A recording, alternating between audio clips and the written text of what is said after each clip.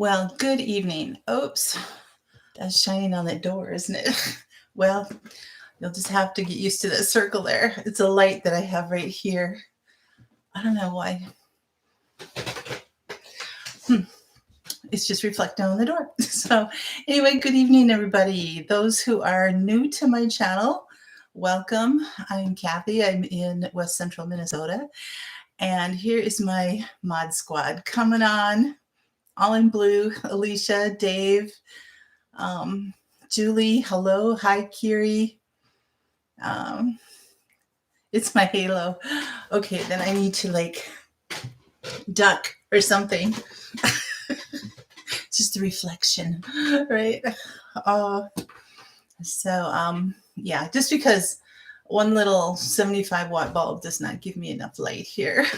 So I've got, well, I could actually, I better not take it, but anyway, you can kind of see it. It's a fluorescent bulb. It gives a blue light, a warm light, and a natural, just a white light.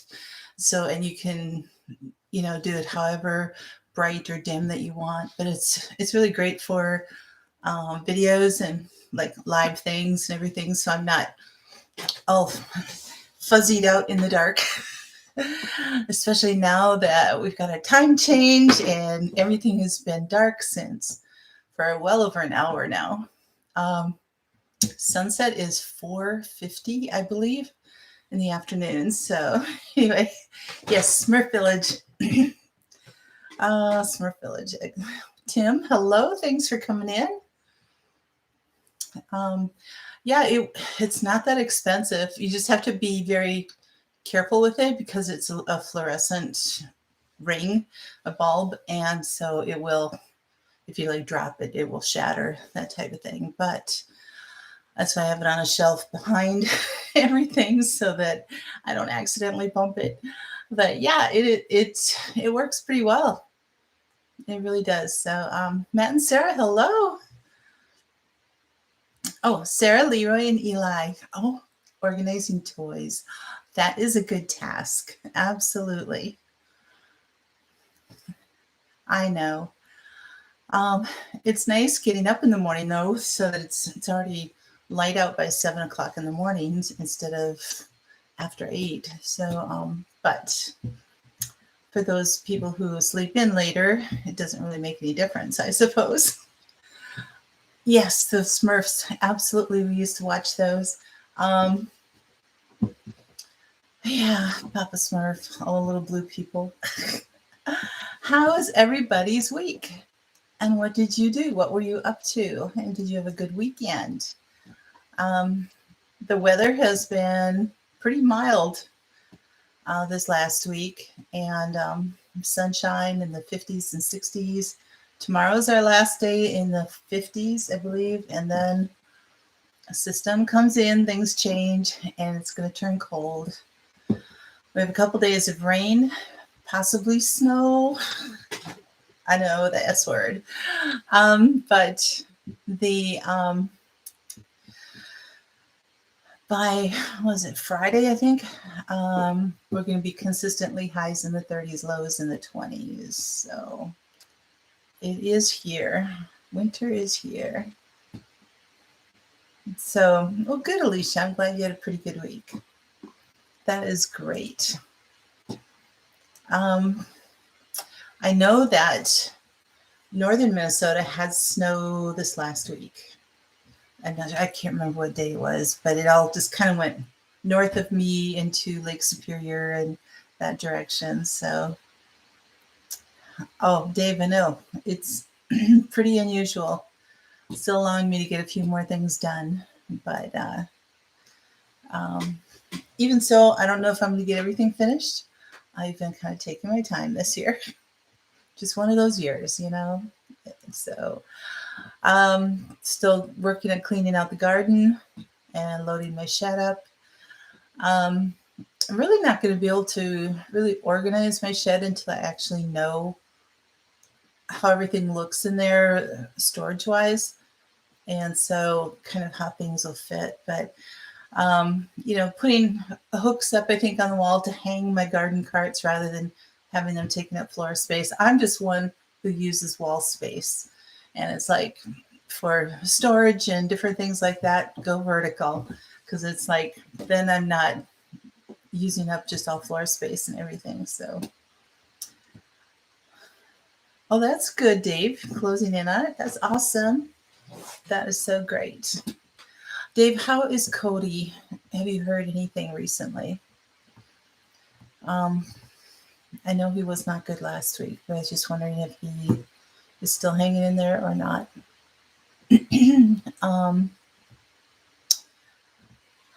Yeah. That's kind of a hard thing to deal with. I know. My brother was way too young too. But anyway, so what are your plans, everybody, for this month? What are you looking at doing? Okay. Well, thanks, Dave. Yeah, I can totally relate that he just wants to be home. I mean, nobody wants to have their last few days in the hospital or anything like that. So if there's nothing else they can do, just go home, get some hospice care, and take care of things. So, but if you let him know that he's definitely in our prayers, I'd be appreciative. I know he hasn't even been married that long either, right? So thanks, Dave. Appreciate it. Thank you. So how many people do we have? 6. Oh my goodness. We need to get more people in here. We've got to share the news, right? But we got 6 of my faves in here, so you guys are good. All righty. Is there anything that you guys are planting or putting in or anything? Parker, hello. Good evening to you. Sorry, my glasses are getting tangled in my hair here.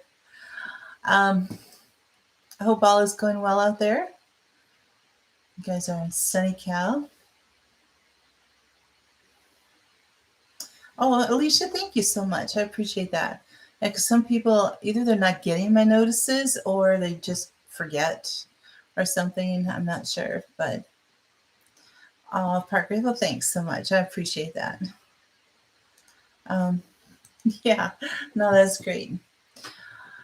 You need to get some more Swiss chard and Frost Hardy veggies in. Are you going to try to cover any of your beds, Julie?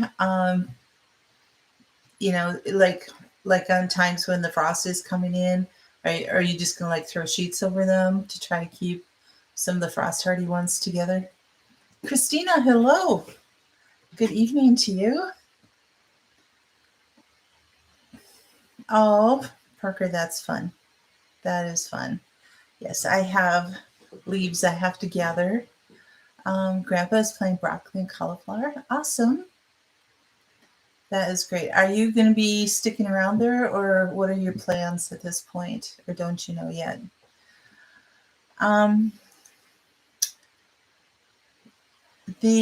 Just to let you guys know, some upcoming lives, as far as I know. If I'm not positive they're going to be on tonight, but who comes after me? Anna at Fermented Homestead will be after me, and then 1 hour later is Freedom Homestead, Jack and Hanji. So if you guys haven't checked them out, do that after me. So I'm kind of leading off the pack here. Sarah, you're hoping to finally get all your seeds separated from pods and such. Awesome. Yeah, you saved a lot this year. That is great. You did a lot of work there. That's where I feel like, if I were only 30 years younger and had that energy again.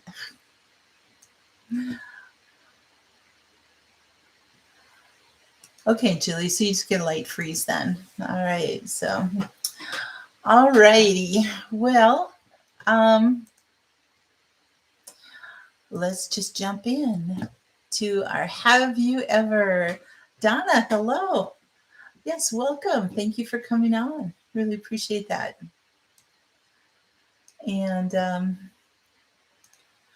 so the first one, have you ever used a compass in the woods to find your way? If you have, that's a really good skill to learn. I did in college. I took um, an ROTC, several ROTC classes. One of them was map reading, and part of our course requirements were to go out in the woods and find our way using a compass. So that was pretty cool. It was really pretty interesting. So Parker, land navigation training, awesome, super. Dave, you were in orienteering club in high school and you were Boy Scout. You know, the scouting back then was just so fantastic because you learned so many skills. I know all my brothers, my dad and two of my brothers were Eagles, and another one was just short of an Eagle Scout. So, and then I was a Girl Scout and Girl Scout leader before they got weird. So anyway, before I didn't really focus on scouting stuff, but you have mad directional skills. Really, Julie, that is so cool. In the woods on a cloudy or rainy day that you weren't familiar with, you'd still be able to find your way out. Okay, I will trust you on that. Kira, you have the funniest crew of animals there that just they just keep you hopping there. That's for sure. Camping in wolf cubs. Okay, is wolf cubs, is that kind of like a Boy Scout type of thing in Canada? Oh, Dave, that's so cool! Yay. You're not as advanced with orienteering with compass, even though your dad was an Eagle Scout. You use land formations to navigate, and it's worked so far. Okay, well, that's good, Christina. Normally I do, but there have been a couple situations where, if you're taking like lots of turns and everything, that I get turned around to what is north and south on a cloudy day. If it's a sunny day or a starry night or something, I can pretty much find my way. The sun is like, okay, there's east, west. I can pretty much find my way that way.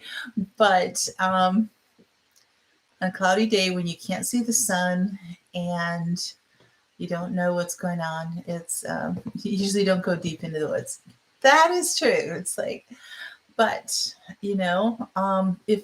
if nobody has done this before, or even if you have, brush up on the skills, get a good compass, and because you never know when you have to hoof it somewhere, and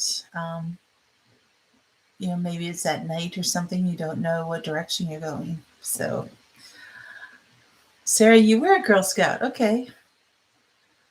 Oh, that's good. That's good. I'm so glad you did that.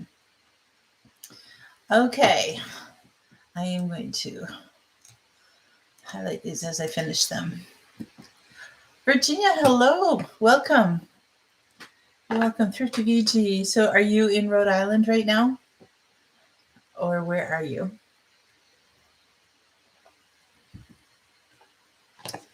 Thank you for popping in.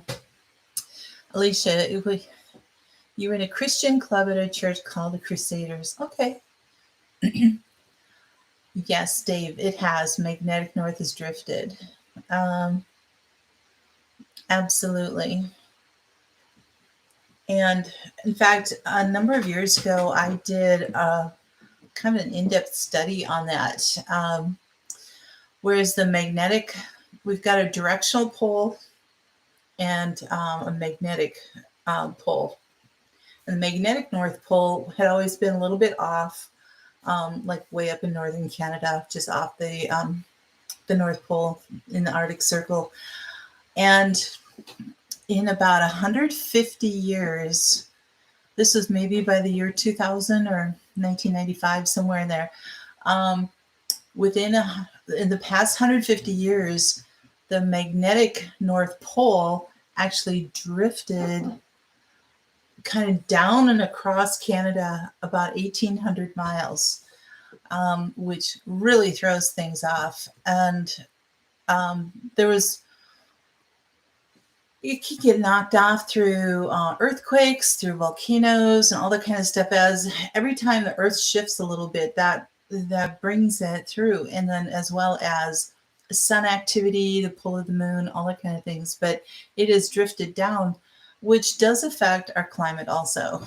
And you're still in Rhode Island, getting ready to go to California. Are you moving there, or is it for a trip? Okay, Canadian version of Boy Scouts. Oh, Carrie, I'm so sorry. She thought she was human. Oh my goodness. Yes, Donna, it's a lot of miles. And one of the things that happened after one major, it was either an earthquake or a volcano, I can't remember. But see, airplanes will fly by the magnetic pole. And they are also, what do you call it, calibrated in maybe, or I don't know, that they're connected into airports that are at specific magnetic altitudes and and latitudes, the directional, whatever you call it, the directions, your longitude, latitude, minutes, all that kind of stuff. I'm losing the name of what that's called, but anyway, so your daughter asked you to come stay with her for a while. Oh, that's kind of cool. That'll be nice. So anyway, it threw things off enough so that when planes are trying to land and find airports and everything, they would go to that magnetic address, so to speak, and there wouldn't be anything there. There would be no airport, there'd be no runway or anything like that. And it was just like it had been thrown completely and totally off. And so I know that really affects that, as well as all kinds of other things. So yes, having a compass that is calibrated correctly is really, really important. So GPS is stable. Okay. Oh, that's good. That's good. Thanks, Dave. I appreciate that.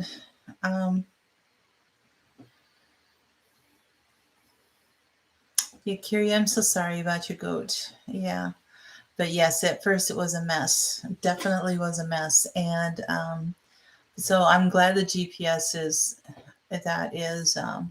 that's better. But yes, the magnetic pole. So if you want to know more about that, you can Google all kinds of things, but I would go to more of like the NASA sites and stuff like that rather than just Wikipedia or something. But go and check it out. I mean, there's a lot of history there. There's a lot of interesting things. All right. So on to food. Have you ever made homemade pasta? In the way of actually putting the flour, salt, water in there, egg, whatever you putting in there, and then rolling it out, or even just using a little hand crank machine. But and then making noodles, all of it, and either using them right away or even hanging them to dry or anything like that. A few times, yep. Yeah, it's really amazing, and it tastes so good. It's amazing to be able to do that. So yeah, it is a lot of work, but simple egg noodles, they were. I even tried when I first got married, which was over 40 years ago, and it was handmade everything, just like kneaded it all, rolled it out with a roller, and then cut the strips and everything. And I was trying to be a good little homemaker, but it still tasted good. They were just like really thick noodles. But Oh, is that what you called her, lawnmower? Oh, there. You needed her.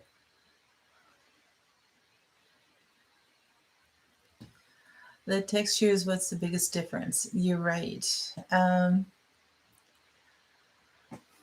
You make homemade egg noodles, Sarah. A lot, but you use a rolling pin so you don't make it as often. Oh, you know what? I know you have a KitchenAid mixer and everything.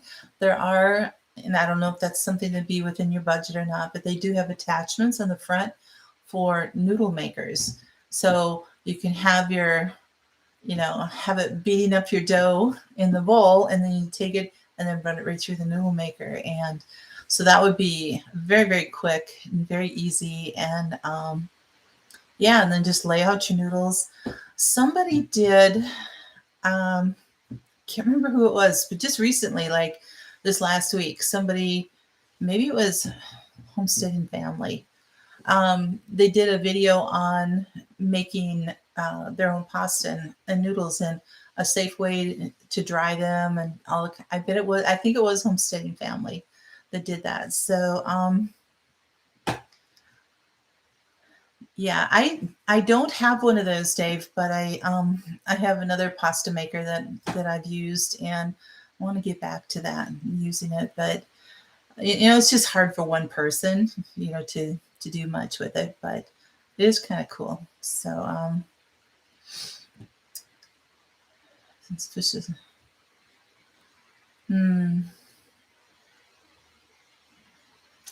Yeah. No, KitchenAid mixers have attachments. Yes, they do. Hi, Mama Bear Minette. Hello. Oh, that's funny. That's great. It's on your dreaming list. Ooh. Okay. I could, if you need me to send a little note to Santa, I can.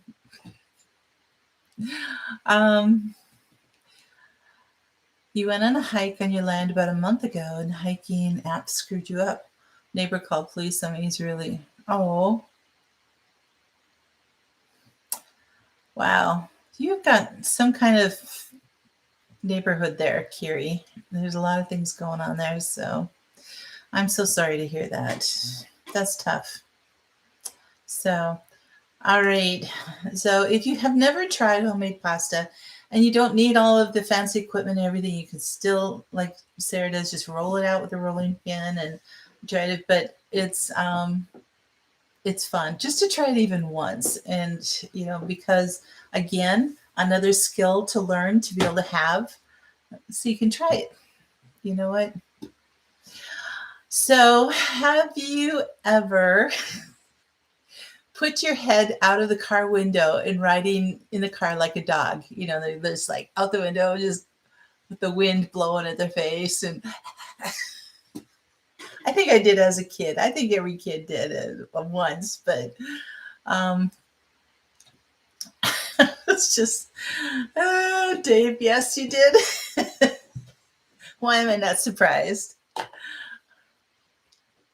You stood up out the sunroof? Oh, yeah. It's like, got to figure out what is so appealing about it to the dogs, other than you can't breathe because the wind is just like blowing everything back in. But it sure feels good, especially on a summer day. Feeling freedom. There you go. You hung your body out of the truck. Oh, no. Yeah, Parker, what goes around, right? Yep. Oh, goodness sakes. Mama Bear, you still do? You like, oh, I know. So you're probably in the middle of winter. You're like rolling down that window and it's just like, oh, this feels good. I have, as an adult, just like roll the window down, just kind of like right there, but not like hanging it out the window, but just like right against the opening. But because now I think about other objects that would be along the road, whether they are trees or other cars or something like that. And it's like, okay, I really don't want to like lose a limb or something. Oh, you guys, that's so fun.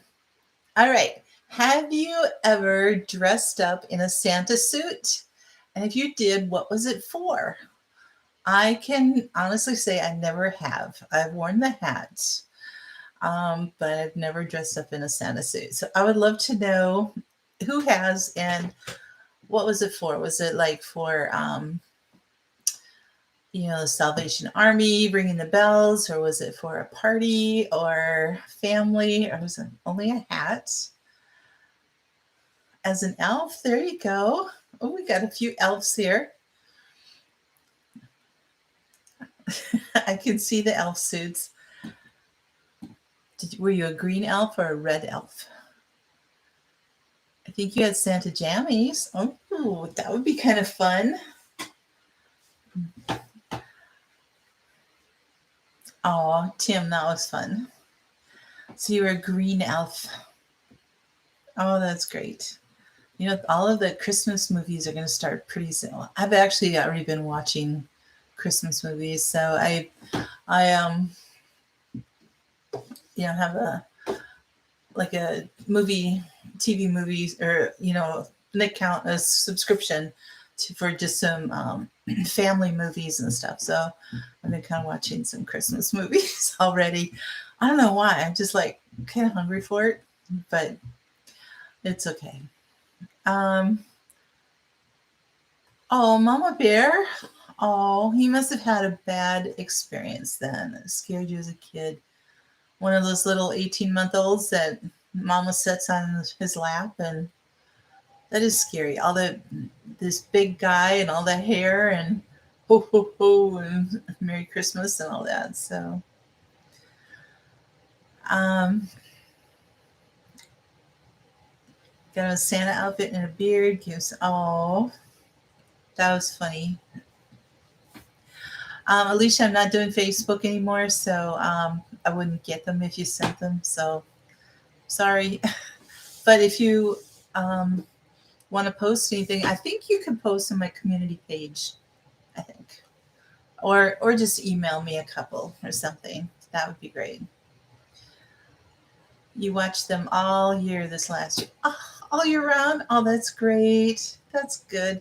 Hey, Dave. Good evening to you. The other Dave, Southern Ohio Prepping.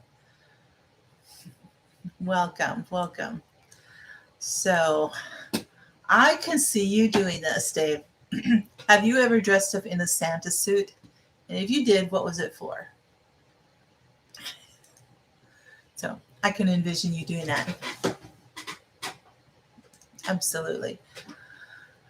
All right. My next question is, have you, and I'm sure I'm going to get a lot of yeses, but not you? Really? Okay. Yeah, Donna, I totally agree. Absolutely. Have you ever climbed a tree? What kind and how high did you go? So I've had several different trees that I've climbed. A couple of huge pines that we had when in the house that I lived until I was about 12 years old. So, I mean, they were huge pine trees and could go up a long way. And then we've had just other trees, maples. Oaks get a little too high, and then apple trees and everything, the branches are too close together. So I'm not sure what other kind of trees I had, but you climbed all manner of trees. You poked your head out of the top of 100-foot pine. Oh, I'm sure she was. You can now understand that it's like high enough to get injured if you fell. Yep. Hey, Christy, how are you? Your parents have a tree in front of their house. You love climbing trees. A maple tree. Ooh, 100 feet. Oh, yes. It's amazing they didn't die of heart attacks by the time you were 15, Dave. Oh, you tell children Santa left you under the Christmas tree. Oh, That is a cute story, Carrie. Absolutely. Virginia, you fell out of a tree and broke your back. Oh my goodness. Most kids would just break an arm or something, but oh, was that the last tree you ever climbed? You were a tree climber as a kid, Donna. Your favorite was a huge maple in our pasture. I know, because they spread out and their branches are just so wonderful to really climb. Oh, we did climb a lot of apple trees. When I was little, where we had the big pines, we had a neighbor who had a lot of apple trees, and oh man, we climbed up those all the time. We'd hide up in the branches and eat green apples. We'd get so sick. But yeah, we loved climbing up in those trees. Um,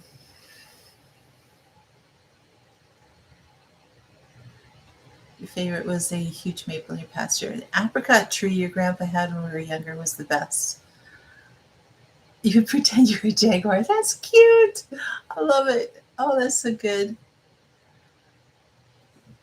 Caitlin, you do the rock climbing, not the tree climbing. Okay.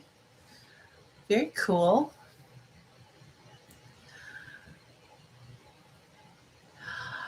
Oh, Dave. Oh, that's serious. Oh my goodness. I've never known anybody to rupture a kidney. Wow. It's like, do they have to remove it? I would think. And then, so he's living with one kidney, or did he end up getting a transplant or an extra at some point? Or, I mean, how do you do with that? How do you live with that? Christy, you were never a tree climber, never liked heights. Um, you kept climbing trees. Okay. Hey, Rose's Liberty. Welcome. Thanks for coming in. You climbed your grandpa's apple trees, or just about any that you could find. Oh, wow. You were very lucky and very blessed, Virginia, not to have any lasting effects of that. Mama Bear, too many to count. No clue what kind, not pine trees. Ash? Oh, okay.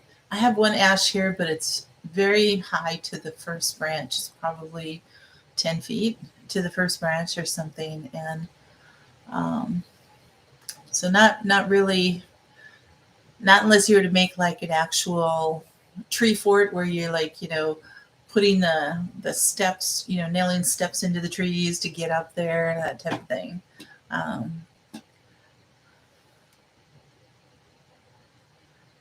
Oh, happy birthday, Caitlin. So good. How old are you now?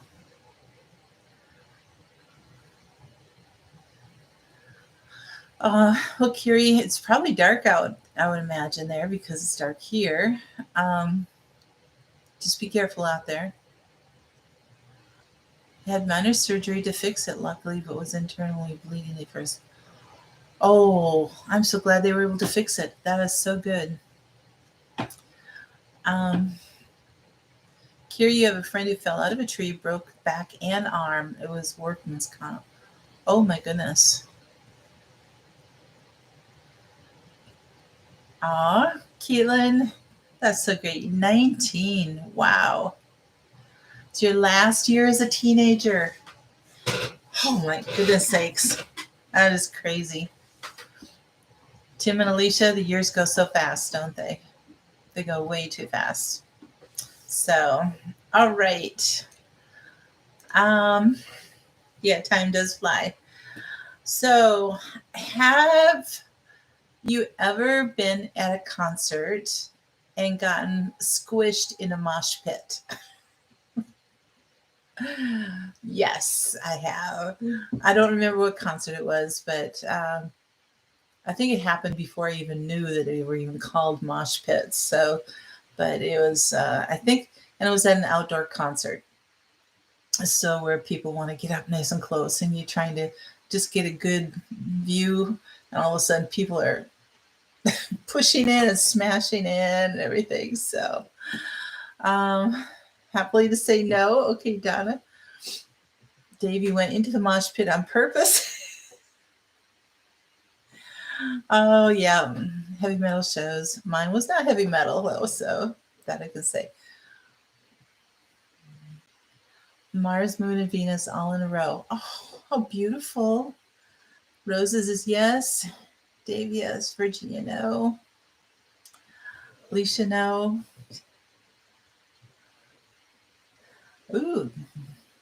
Garth Brooks, Alan Jackson, Michelle Wright. You know, I do like it at the concerts when they don't allow a mosh pit, because it's like, you know, people have gotten hurt there. Seriously hurt. And so it's like, and I think the heavy metal concerts are the ones that have them more than anything. So when you were about, hi Brenda, hello. When you were about 12 to 13 years old, you climbed up in mimosa trees and peach trees. Oh, mimosa. 1990 Metallica, yeah. Brian Adams.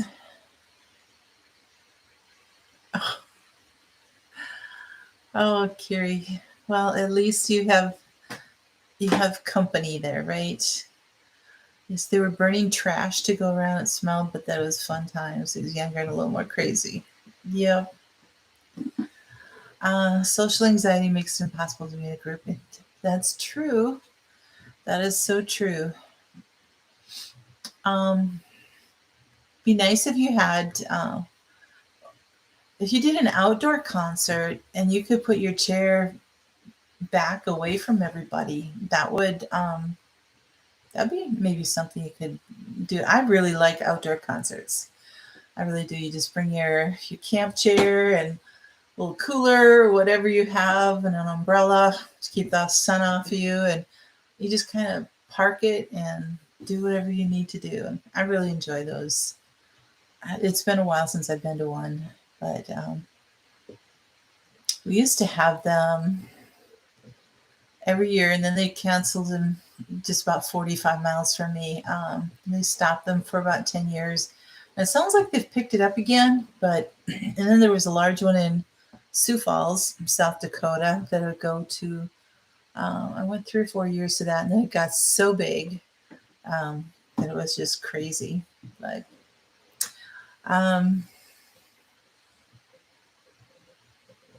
that's cool, Caitlin. So Julie, you went into a mosh pit and got punched in the stomach. Oh no! And it wasn't an accidental elbow or something. Somebody actually did that. So Rose's Liberty is Billy Joel. Oh, you got a piece of Billy Joel. Oh my goodness. You crazy woman. Oh, you know what? I didn't hear about that, Alicia. Oh my goodness. That's tough. Christy, you were laid back hippies, no moshing. That is true. Yeah. If you think about Woodstock or something, but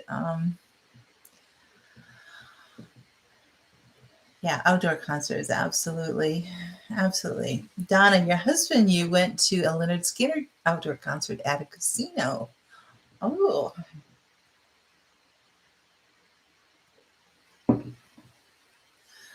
So Julie, was it totally unexpected, or did you do anything to instigate that situation? Okay. Have you ever changed your own car tire? Ooh. I have helped. I've not done it on my own that I remember. But I could do it if I needed to, as long as all the parts were there, and that if the lug nuts weren't rusted closed, shut or something, locked up. So but all on my own, I have not so far. Dave, I'm not surprised. Christy, your husband went to Woodstock. Oh, Virginia, go for it. Yay.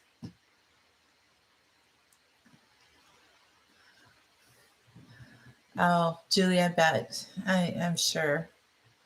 There you go, Christy. I hear you. Get on the phone, roadside service. Absolutely. Donna, that is excellent. Go dad. That is nice. Hey, Teresa, how are you? Good evening to you. Thanks for coming in. Um, oh, I miss not having Sean in Alaska here. He adds a lot of color to these things. So, um, Mama Bear, you're married to a mechanic. You were taught that before you get your first car, you can change the oil and more if you had to. I hear you. Yep. I've, worked on my carburetor, changed plugs and wires out and stuff like that. I've not changed the oil because I didn't have the right equipment for it. I didn't have ramps to put up or anything like that. So that's nothing that I've done myself yet. Other than fluid levels, stuff like that. But you had to in the rain once. Glad you had it. You had done it a few times before. Awesome. Yep.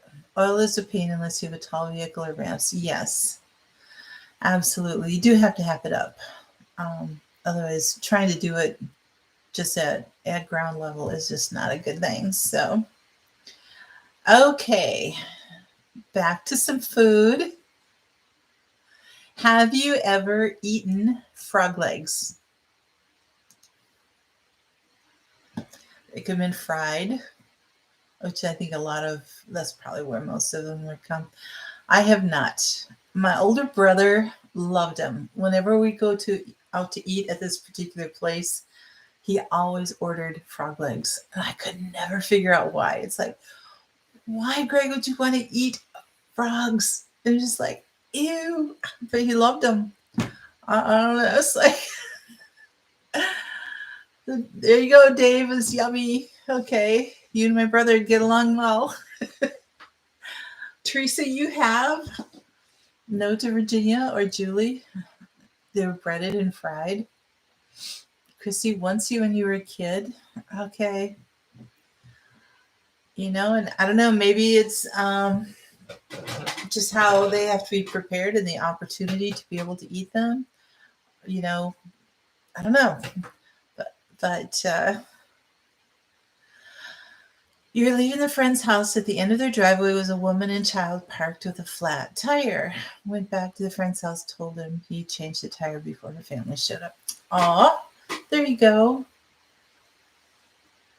Good friends. Mama Bear, you would try them. Ooh.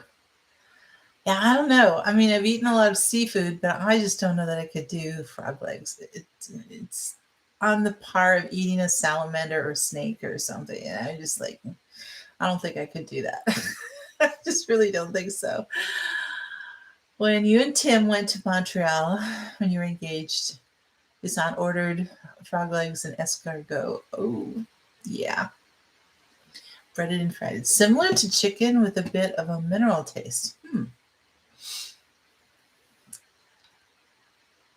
You always wanted to before you stopped eating meat.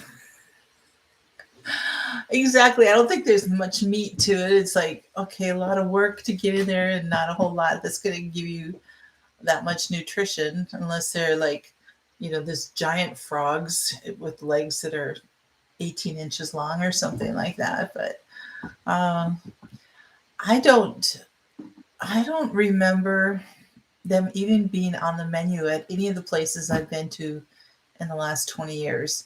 Maybe it's just the places I go to. I don't know the restaurants, but I don't know. I mean, are they even things that are served at regular restaurants anymore?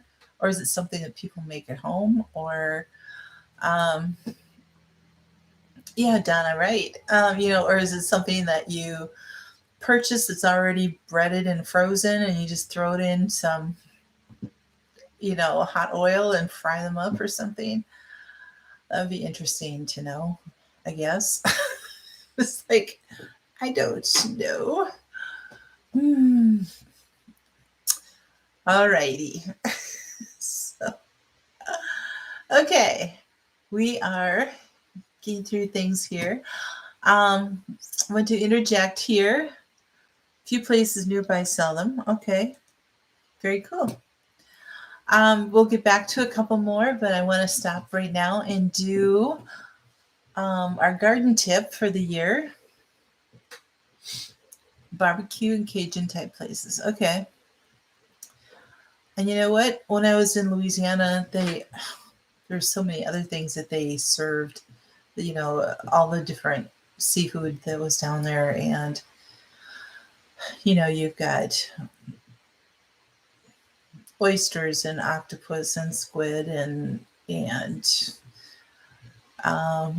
mussels and all of the stuff other than fish and shrimp and crab and crawfish and stuff like that. So I never paid attention if they had frog legs or not. So, yes, exactly, Park. I've never seen it on a menu in their way. But so Teresa, you said a couple places there sell them and locals frog gigs. Okay. It's free poached protein if you live near a swamp. That's true. I suppose in a dire emergency, there you go. They're edible. And Dave, you had such a great idea last week. I do want to do a series on famine food, and I'm working on that. So, but I mean, that was an excellent thing. And I've been started doing some research, just didn't have enough to pull together yet for tonight. But so that will be coming down the line. So frogs probably be a good survival food, not necessarily famine food, but a survival food for sure. I know, Alicia, right? I think I'm in that place. Excuse me. I felt that one coming on. Your land abuts a swamp, and there are so many frogs. You keep it in back. You could have a good little side business going there, couldn't you? A little moonlighting in catching frogs and selling frog legs. Everybody come to a frog leg boil or something. Thank you, guys. Thank you. Phone says it's 64. Okay. We're at about 45, maybe 45 degrees. Dave's Frog Leg Shack. There you go. Oh, you just realized there are no more tomatoes in the garden is sad because no more tomato sandwiches. Oh, well, I'm glad that he likes them. That's good. So my garden tip is to try to get some organic straw. Even just one bale, it goes a long way, or half a bale if you can share it with somebody else. But get a bale of straw and use that to cover your beds for the winter. Just spread it around and cover them.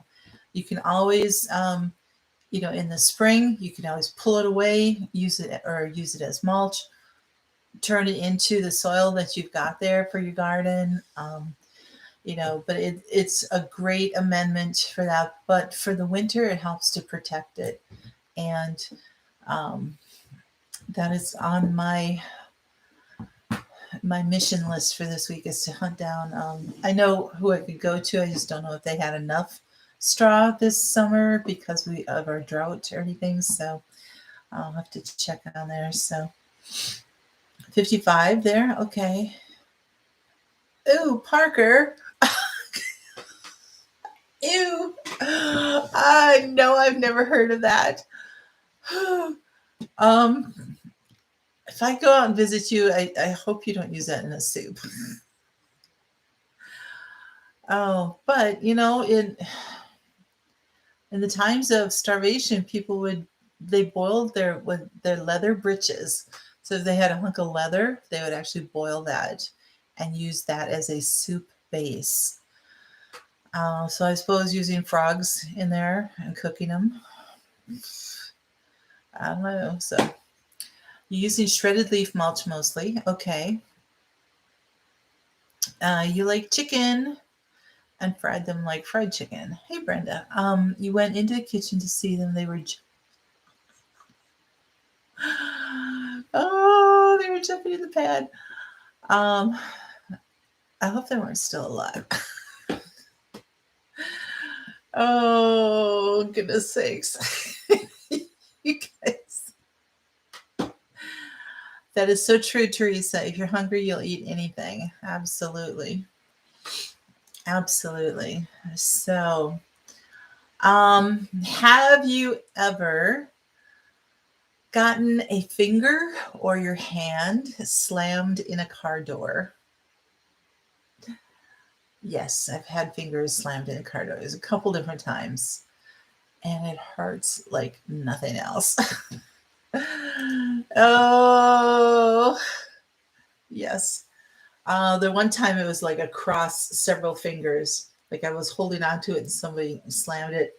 Another time, it was like I was a passenger and I had my arm up on the door, you know, in my hand, um,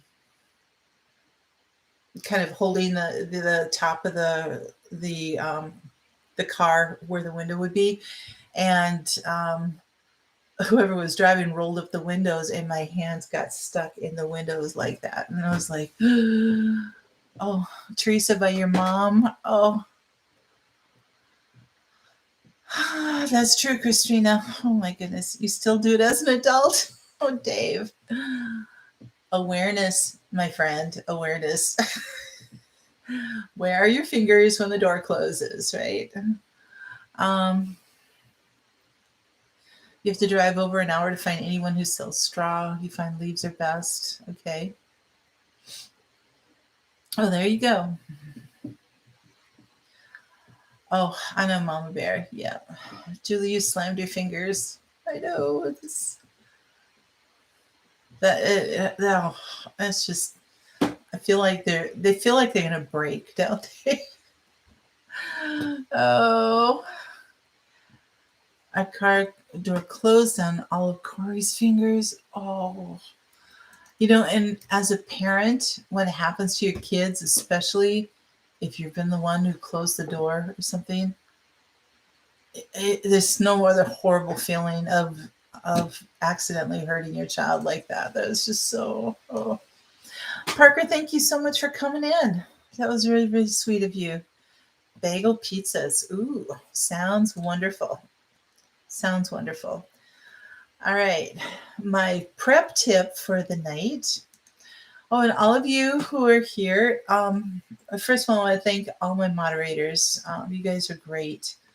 Thanks for helping to keep the chat going, for sharing all that you do, and for having my back. If any of you have not checked out their channels, please do so. And some of them have videos, some don't, some, you know, active channels. So, but you guys are all amazing. You're welcome. Alrighty. Then my prep tip for the night is to make sure that your home fuel source is all topped off, whether you have fuel oil, gas.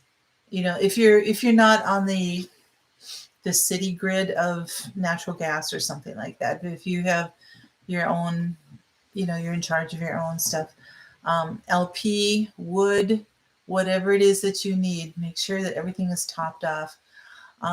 Get a fuel contract if possible, because, and I got mine in September, and I was so glad that I did, because, you know, everything is so much more expensive now already.